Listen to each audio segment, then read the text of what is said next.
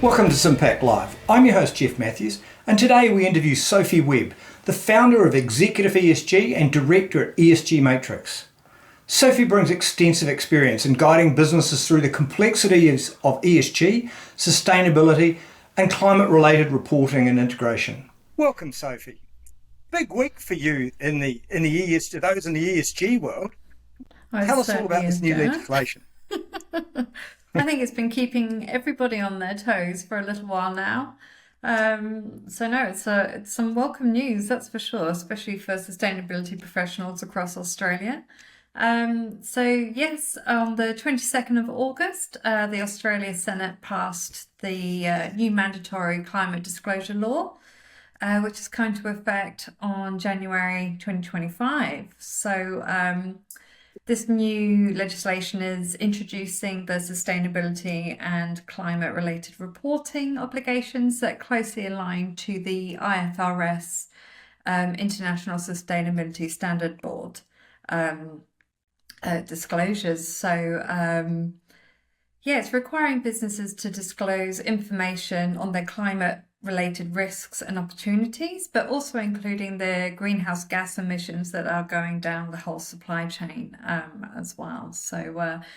This legislation just builds up part of the Albanese's government sustainable finance strategy. Following on the sustainable finance roadmap, the initiative is designed to develop and reform financial markets to help channel the private capital towards financing the transition to our net zero economy.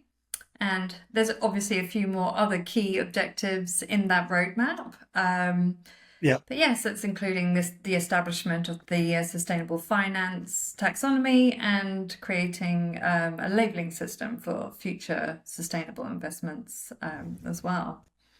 But under the initial draft, there's the new legislation would be applying to all public companies and large proprietary companies as well. Yes, and so we can have a sort of a more meaningful conversation and get away from because I'm sure some people's eyes are glazing over after the first minute of this. Oh my God, more legislation, and it sounds very blah blah blah. Can you enlighten us just quickly on the key points of the legislation and who it applies to? Because in 2025, I gather it applies to a set of companies, and then in 26 that's widened, and then in 27 that's widened, and you can almost and what I want to also get to is what happens after 27, because this thing's coming like a train.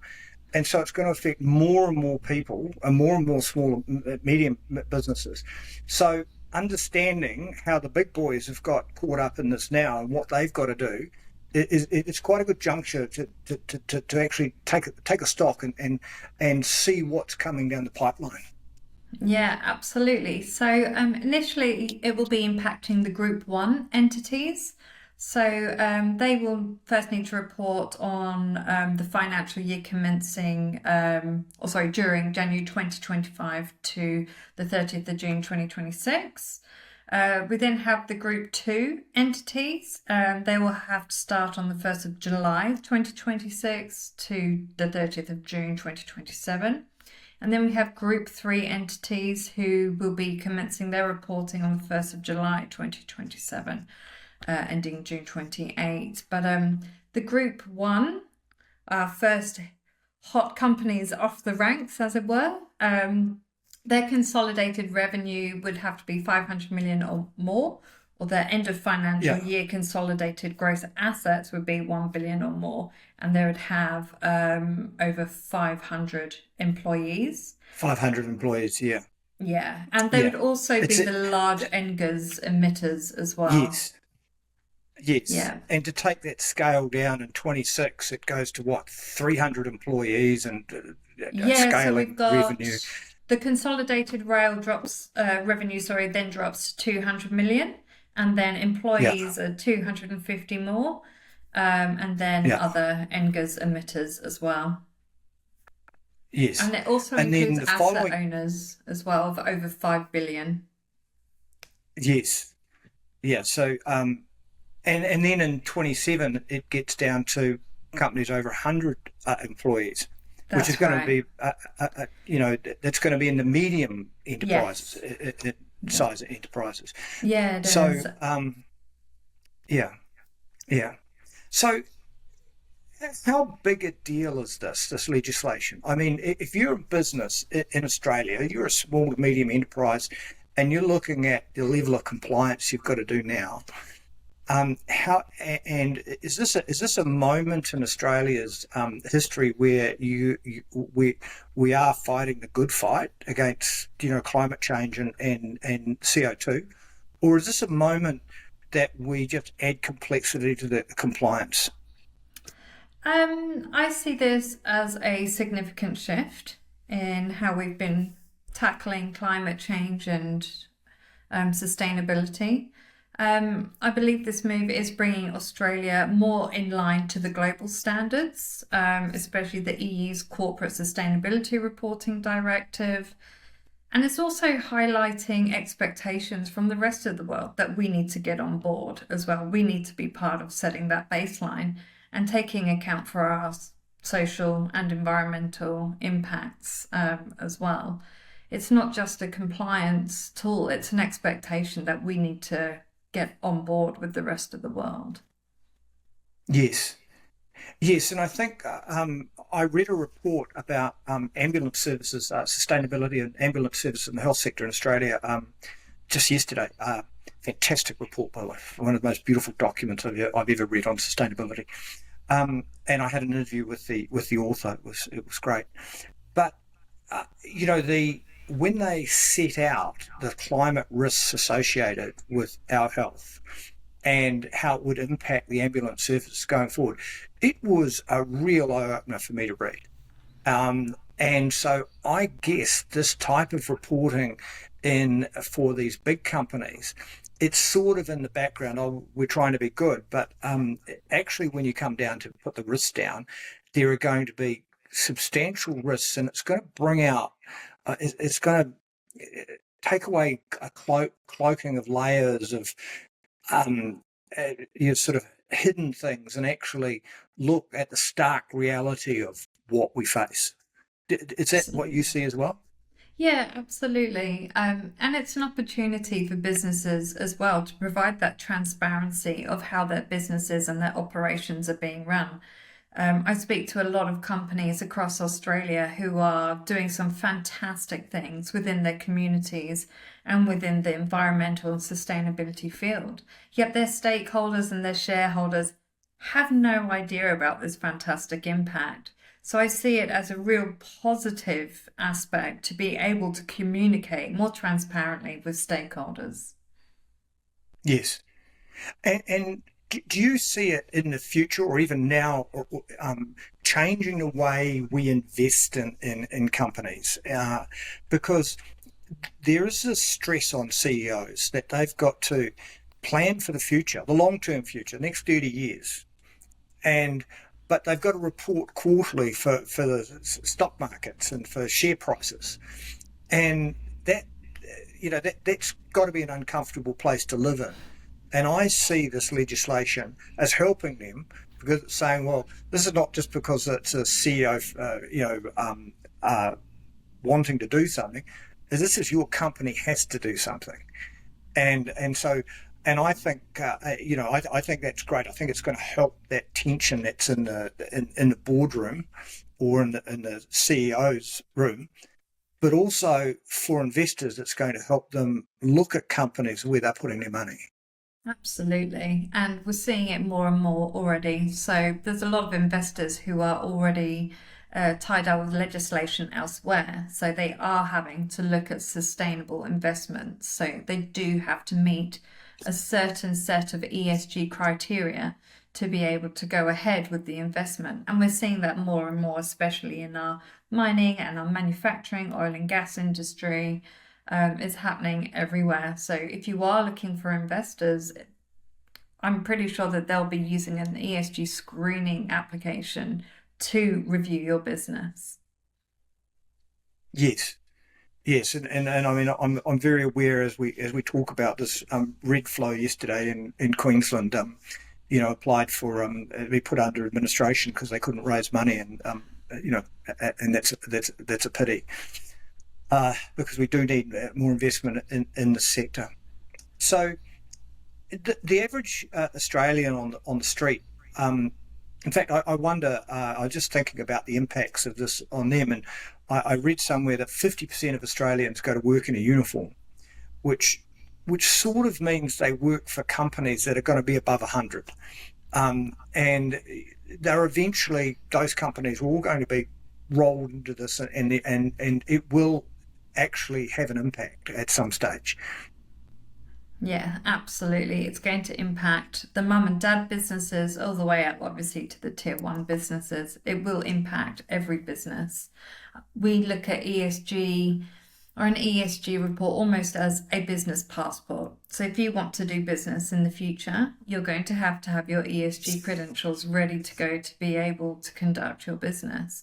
People want to know what your diversity and inclusion statistics are. They want to know how you're reporting against anti-corruption and bribery. They want to understand what training programs you've got to support your employees, and various other aspects, including modern slavery. So it's not just climate, it's the sustainability aspect as a whole. Yes, yes, and even a business my size and running SIM-PAC, we got caught up earlier this year with a council wanting to buy a couple of tickets for delegates to come to SIM-PAC Live in Brisbane. And they wanted to pay by invoice, and I had to become a supplier. And then I got this big questionnaire about, my ESG plans. Did I have an anti-slavery policy? And I was employing my son and daughter at the time. I was going, yeah, don't tell them. So everybody is going to get caught up at some stage, because as the bigger boys, then all their suppliers are going to get caught up in it. Yeah, it's a little bit like GST. Yeah. There's once somebody in the chain pays GST, everybody else has to. And Yeah, so absolutely. it will affect mum and dad businesses. And Yeah. it's sort of one thing about that passport you mentioned, because are you seeing this more and more for exporting, like countries like the EU and even New Zealand? Yeah, absolutely. So if you're wanting to export your goods elsewhere, you're going to also have to be reporting on key sustainability disclosures as well. So it's not just the mandate that's coming in, it's export opportunities, and there's also EU regulations that will be felt here as well. Yeah, yeah. And what's your advice to small and medium companies now who are sitting back and looking at this legislation? Yeah, I'm assuming you're going to say get started now. Anything that you start tracking now is better than nothing. But have you got any advice for those companies? Yeah, sure. So, like you say, and I hate to sound like everybody else, but yes, get started now. Um, I suppose, obviously, with the mandate, with the climate disclosures coming in, start having a look at your scope one and scope two. See how far that data goes back, and start seeing if you can set a baseline year and start tracking going forwards. Having that data is powerful from the get-go. So at least you've got that data in place. So when that time does come, you have that information readily available, and it's not a quick scramble to get that data in front of whomever needs it. But also to look more broadly across sustainability in your operations as well. So like you mentioned, Jeff, vendor requirements. So have a look at some key diversity and inclusion statistics. How many males, females are employed by the company? Have a look at some of your key other ESG initiatives as well. But also we need to start looking at this data from another perspective as, an opportunity to share that information with other stakeholders. I think that's the thing for SMEs that hasn't been pushed out there. They're a very sustainability conscious customers and clients out there who would love to see that data. And it sounds Yes. awful to say that that data could be a sales tool, but it will be a very big draw card for those sustainability conscious people out there. So yes, get started now. It's not going to look pretty. It might be a bit of a headache, but get started now, get that data, and start sharing it with the world. Yes. No, I recorded a podcast a couple of days ago with a specialist sustainability marketer, and we talked through that. And one of the things, so when we use a lot of jargon around ESG now and this reporting and data, what I hope doesn't happen is that the actual underlying need to change the way we do things doesn't get lost. Yeah. And one of the things I try and do at SIM-PAC is cheerlead people who are doing stuff now, and because there's often a lot of low-hanging fruit. There's often really, like, you talk about data, and let's make this sort of real. If you looked at your electricity bills and when you use electricity and when the price is high, then you start to realise that energy modulation starts to change the old economic paradigms. So it's not about how much electricity you use, it's when you use it. And, at the moment in Queensland, we had the last week, 8 till 4, it's minus, I think it's minus $44 a megawatt hour electricity. So it's been minus in the day from 8 till 4. But do you want to really be working till 5 o'clock and then suddenly getting to peak rates that are just really, really expensive? And so this, the old economic paradigms and industry of making one machine and running it 24 hours a day to get the most out of that machine, actually having two machines running really hard 8 or 12 hours a day is better than having one running 24, where you're supplementing it off fossil fuels. So those sort of easy wins are often found in the data that you're talking about. Oh, absolutely. By gathering that data and setting yourself a bit of a baseline, an ESG baseline, it'll provide you a tool with being able to identify not only the gaps of where you could be, but to identify those opportunities for not only enhancing energy saving initiatives, but also to save money, also to, I don't know, build out your initiatives within your employees, have more of an impact with your community. We like to think of ESG reporting as a catalyst for change, a catalyst for value saving, and a catalyst for energy saving. It really is that starting point that can really kick off that sustainability journey. Yeah.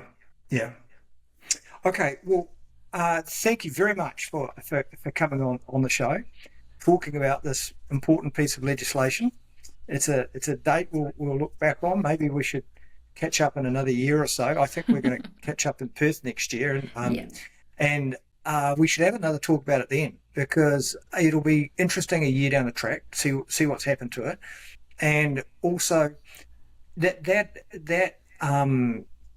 that call for small to medium businesses to actually start thinking about sustainability, really. And the ESG reporting is, as you say, it's important to get that baseline, because if you understand what's going on, then you can change what's going on and to save money and look for those low-hanging fruit, because it is going to be a long and difficult journey. There are industrial processes that we don't have solutions to today, but there's a whole lot of other stuff. We shouldn't make that stop us getting started, because absolutely not. We can get started in other areas now. Yeah, absolutely. And ESG can provide that tool for innovation. It'll get you looking at your business in certain different ways, in ways to innovate new technology or new processes. But also it's going to provide you or the organization a unique selling point. It's going to be the differentiator at the end of the day as well. Potentially for a supply chain who are wanting to pick an SME, they're going to want to align with an SME that do have good sustainability credentials, who do have that data there ready to go, who are driving impact. So it's also a very good opportunity to open up new markets as well. There's a lot of benefits that come from sustainability reporting, but I am, of course, very biased. Wonderful. Look, Sophie, thank you very much. I will put your website up on the end of this video. If anyone wants to get in contact with you, they can. I know you work across businesses of all sizes. So, and thank you for your time. Thank you ever so much, Jeff. Lovely to talk to you.